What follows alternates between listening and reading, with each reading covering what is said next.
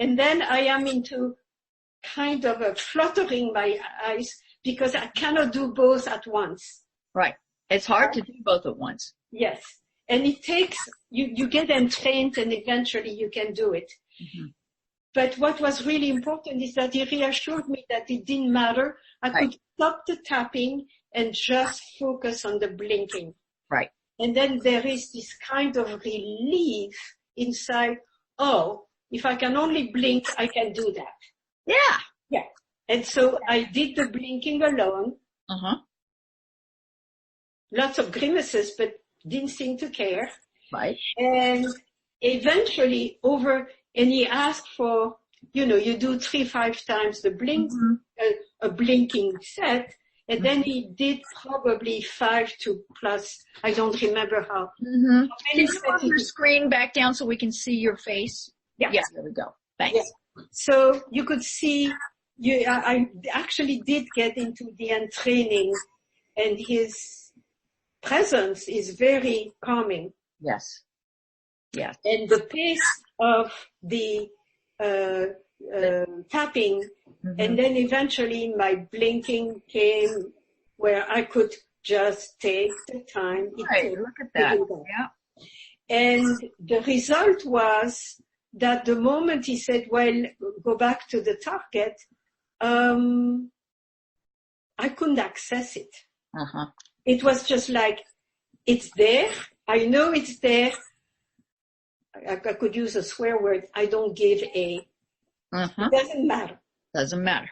Doesn't matter because it's right there, and the glow, the vibrational presence of my resource is so powerful that I am completely protected by it. That's right. Good. And that's a kind of engagement that Phil talks about, and it's so important in the ventral vagal system. So you have that connection with yourself that is so powerful, and that it just carries you somewhere else. Right. And so I just stayed with it. I did not have to do anything about numbers. I did that on Monday until yesterday afternoon. And what I needed to do is to input in my program, which is called Quicken, the data from credit cards and my bank, 2 accounts in my bank, for January to today, for the 2019, having first focused for tax filing purposes on 2018. Okay. And I probably chose the bank account that turned out to be a little bit too difficult. And I got into really my mind flooding about looking at the program on the computer, the bank return, the bank statement, monthly statement, and my checkbook. And I'm totally the first one to recognize that I'm paying the consequences of not staying current, either weekly or monthly. Of course. If I did that, I'd be much better off than I was yesterday. What I did notice though is I did get flooded. I found that the process was really slow. Yeah. And after an initial place of, oh my God, this is really onerous, I decided it will take the time it takes, and I will master this. Okay. And so what is remarkable about this is I'm still having, some difficulty with post-traumatic stress, but I have patience now, which I did not have before. And not only I have patience, but I also have confidence that it's just a matter of time, and I can reach out to more help if I need to. I can do this. Instead of, oh my God, the floor has disappeared from underneath my feet, which is the shame response that occurs, you know? I I did not go into shame. Good. I went into irritation, but then I just went into patience. Uh-huh. So just before I talked to you, I went back to the Quicken to download and print some categories which I need to work better with. Uh-huh. And I did that fine. I downloaded more stuff from all the credit cards, accounts, and so on, which I used to be unable to do. Right. And because I was so scared. Yeah. You know, I would go into phobia, you know, I couldn't. Yeah, of course. So I can see that it's better. Yes. I can see I probably can do a little bit more, if not a lot more, to recover my a certain capacity for comprehension. Uh-huh. Right. You know, and I'm not exactly young these days. So there is something about growing older that makes these tasks more difficult. Especially if you're just starting them for the first time. I mean, that's... Yes. Yeah. Well, I used to way back, but I haven't done it for 25 years, you know. So I think... Where would you like to start with that, do you think? Yeah. You want to go further? Yeah.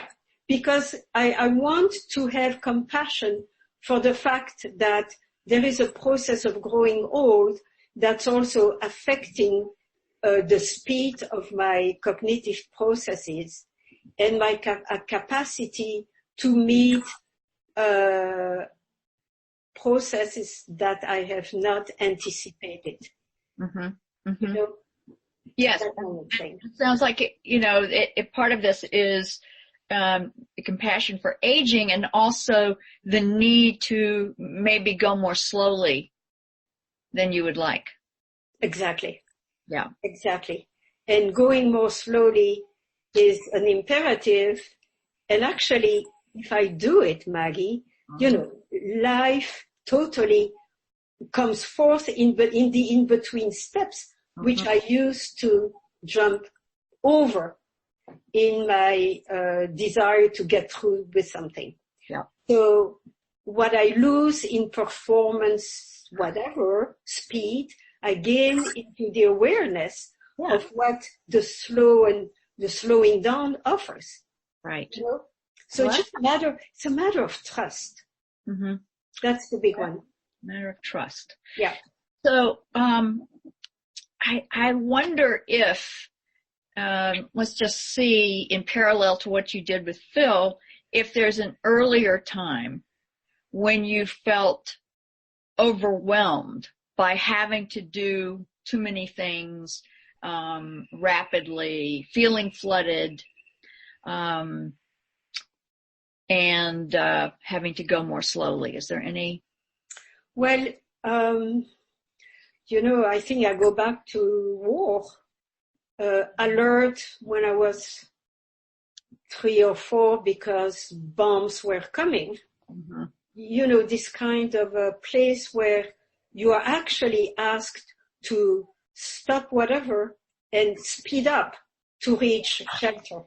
Uh-huh. That's right. And there is a multitude of tasks to be done right there, which I used to be overwhelmed by.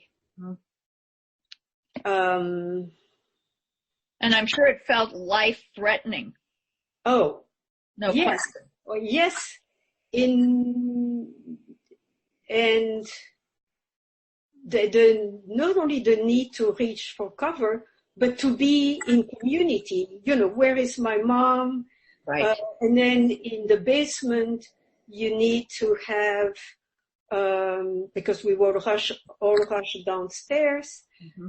You need to have a piece of cloth like a towel, which is wet against your face, I think, and dry outside to stop the dust that would come in if the bomb falls on the house. That's bad news, but close by enough that you've got a burst of dust and debris coming in. Yes. Yes. So Okay.